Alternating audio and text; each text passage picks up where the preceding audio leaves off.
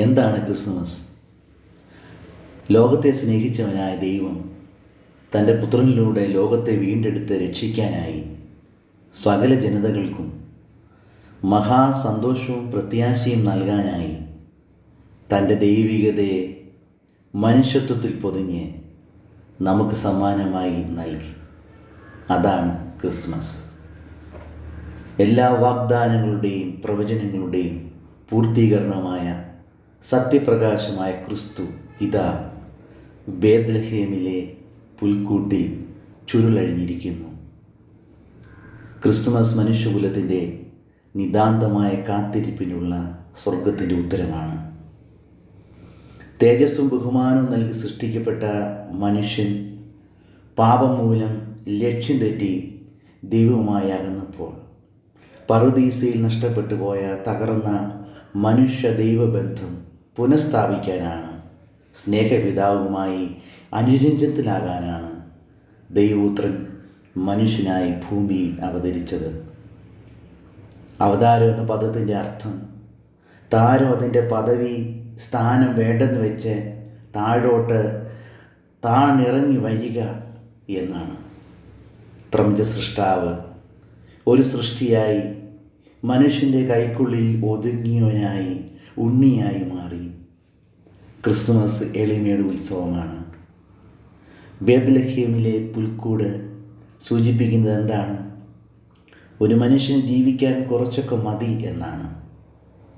നമ്മളിൽ പലരും കണ്ടിട്ടുണ്ട് ചില സാധാരണക്കാരായുള്ള സ്ത്രീകളും കുട്ടികളും ഒക്കെ പൂച്ചയ്ക്കും പട്ടിക്കുമൊക്കെ ഭക്ഷണം കൊടുക്കുന്നത്. അവരുടെ വസ്ത്രങ്ങളൊക്കെ കണ്ടാൽ അറിയാം അവർ വെറും സാധാരണക്കാർ മാത്രമാണ്.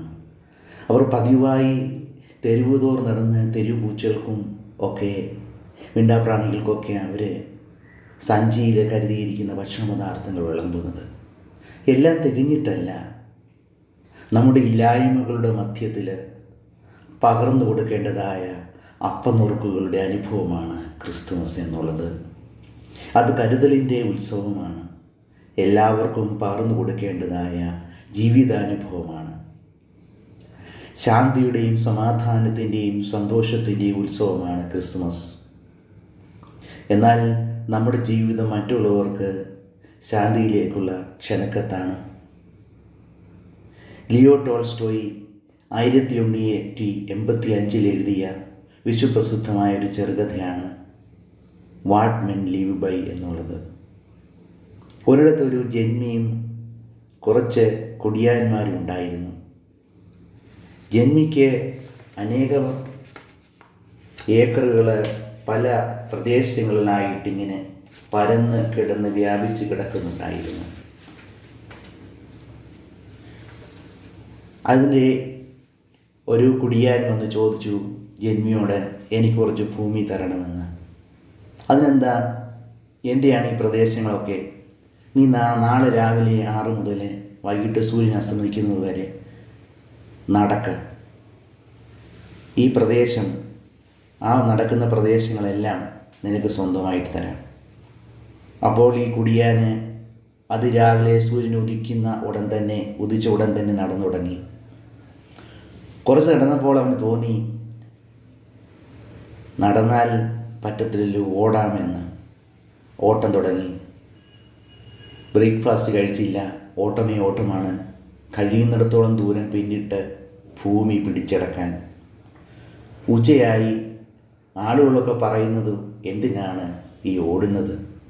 കുറച്ചു നേരം ഞങ്ങളോടൊപ്പം വന്നിരിക്കെ, പിള്ളേരുടെയും ഭാര്യയുടെയും കൂടെയൊക്കെ ഭക്ഷണം കഴിക്കേ, ഒന്നിച്ചിരുന്ന്. പക്ഷേ ഈ മനുഷ്യർ ഇതൊന്നും കേൾക്കുവാനോ ശ്രദ്ധ കൊടുക്കുവാനോ ചെയ്യുന്നില്ല. അവൻ അവരോട് പറയുന്നത്, നിങ്ങൾക്കറിയത്തില്ല എൻ്റെ ഈ ഓട്ടത്തിൻ്റെ ബദ്ധപ്പാടിൻ്റെയൊക്കെ രഹസ്യം. അവൻ വീണ്ടും വീണ്ടും ഓടുകയാണ്. അങ്ങനെ ഏകദേശം വൈകുന്നേരം സൂര്യൻ അസ്തമിക്കാറായപ്പോൾ അവൻ ഒരിടത്ത് വന്ന് വീഴുകയാണ്. ജന്മി അവിടെ എത്തി. എന്നിട്ട് മറ്റ് സേവകന്മാരെ വിളിച്ച് പറഞ്ഞു, ഇനി അവന് കൊടുക്കുക 6 അടി മണ്ണ്. ജീവിതത്തിൻ്റെ ഇത്തരത്തിലുള്ള ബദ്ധപ്പാടിൻ്റെ നിരർത്ഥകത എത്ര വ്യക്തമായിട്ടാണ് ഈ ചെറുകഥയിലൂടെ ടോൾസ്റ്റോയി നമുക്ക് മനസ്സിലാക്കി തരുന്നത്. നമ്മുടെ ഓട്ടങ്ങളൊക്കെ ശാന്തിയെ കെടുത്തിക്കളയുന്നുവോ എന്ന് നാം ചിന്തിക്കേണ്ടിയിരിക്കുന്നു. ബേത്ലഹേം എന്ന പദത്തിൻ്റെ അർത്ഥം അപ്പത്തിൻ്റെ ഭവനം എന്നാണ്. ജീവൻ്റെ അപ്പമായ യേശു അപ്പത്തിൻ്റെ ഭവനത്തിൽ ജനിച്ച് ലോകത്തിന് മുഴുവൻ അപ്പമാകുവാൻ ഒരു പുൽത്തൊട്ടിയിൽ കിടത്തപ്പെട്ടു. ദൈവപ്രകൃതിയിൽ നമ്മെ ഭാഗഭാക്കാകാനാണ് വചനം മാംസം ധരിച്ചത്. നമ്മൾ ദൈവത്തെ പോലെ ആയിത്തീരാൻ അവിടുന്ന് മനുഷ്യനായി. നാം ദൈവപുത്രന്മാർ ആകുവാൻ അവിടുന്ന് മനുഷ്യാവതാരം ചെയ്തു.